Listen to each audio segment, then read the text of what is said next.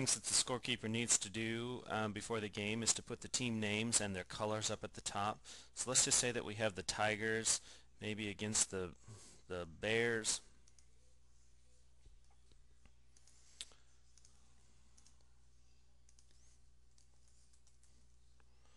Put the Tigers over here, and let's say maybe the Tigers are white.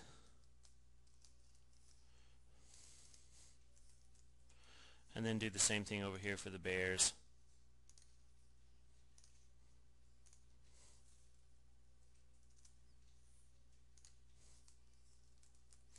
And maybe the Bears are red. Something else that you need to do during the warm-up is to get the kids' names and their numbers. So let's say we have number 10 is Jason Smith.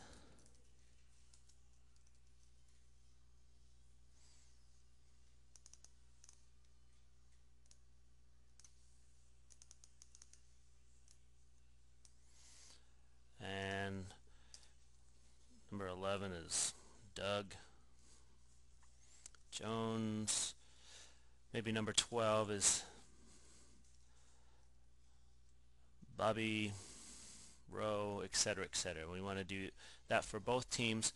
It will be easier on you later when you have to find free throws and fouls and whatnot if you put them in numerical order instead of just random order. Sometimes coaches don't have them in order for each other. So do that for both teams, both the Tigers and the Bears. Now some things to notice up here at the top. This is a running scoreboard, and these are the scores by the quarter. So one of the things you want to do, let's say the Bears make a basket, a 2-point basket. You typically cross off 1, 2 points there, and let's say it was Joe that made it over here. You'd put a 2 in that box for Joe. So now you've got the score on the score sheet as 2-0.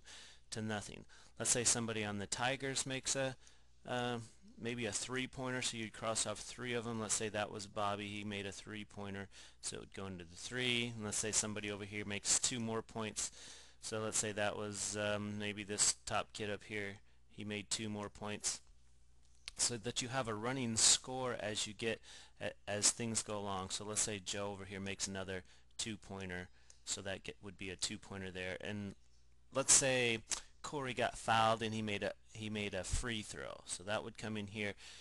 So here's what free throws actually look like. You usually make a circle for a free throw, and there's 2 different types of free throws. Now if you know about basketball and you know the difference, that's fine. If you don't, that's fine also. Here's what a free throw typically looks like. It's just an open hole, and if they make it, you fill it in. And so sometimes they get 2 free throws, so that would be another open hole, and if they make it, you fill it in, so that would mean he made it. And let's say Corey got a fouled again and he got another free throw and he missed it. Well, you just leave that free throw, that open hole open. That indicates that he now shot 2 out of 3 free throws. He made 2 out of 3. If you know the difference and you're so inclined you'd like to keep track of a 1-and-1 kind of situation, sometimes when a kid makes 1 free throw, they get another one. Here's what that would look like if it's a 1-and-1 situation. You put a little hook to it like that, so that if he makes it, you fill it in and count that as a point up here. And then hook the next one onto it. So that just indicates in a scorebook that those 2 things were connected, and then let's say he misses it, so I'd leave that one open.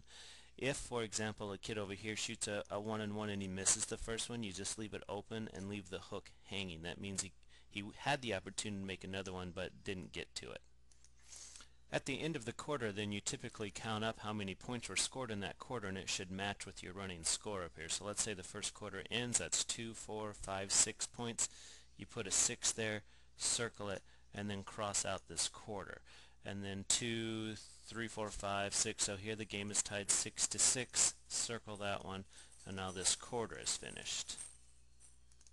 The second quarter, you just start over again similarly. Let's say maybe Corey makes another 2-point basket, so now he gets a 2-pointer in the second quarter, and now it's 8-6, and so on.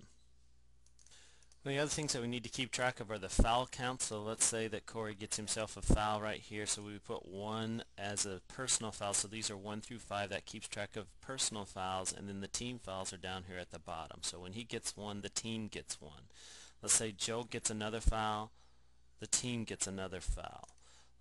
Joe gets his second foul. The team would get their third foul, and so on. So you keep track of the individual fouls and the team fouls down at the side. Now let's say the quarter is over and we add up this quarter. That would be 2. So now the score is 8 for these people, and let's say these guys got 0. Fill that one out, and we have the team fouls. In the third quarter, when you get going, let's say we have some more points are scored. Maybe Joe scores 2 more, and then 2 more after that, and he gets another foul. Now in the second half, we want to keep that under the second half foul count, and the game and that quarter is up. So now we've got 4 points over here for these guys. They didn't score any over here again. So now we have a 12-6 game, and then something similar would happen in the fourth quarter. So let's just say this team gets on. Jason scores 3, and the game gets over. So we've got 3 points in that quarter, and they got shut out over here in this quarter.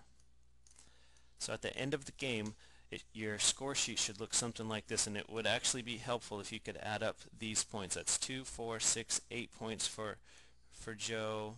Put an 8 over here.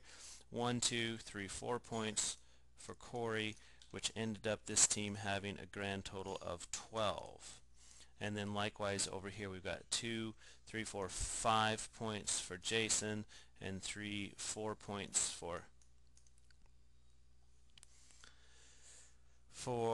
Bobby, which gives this team a grand total of 9. And now you're finished. Thanks for keeping score.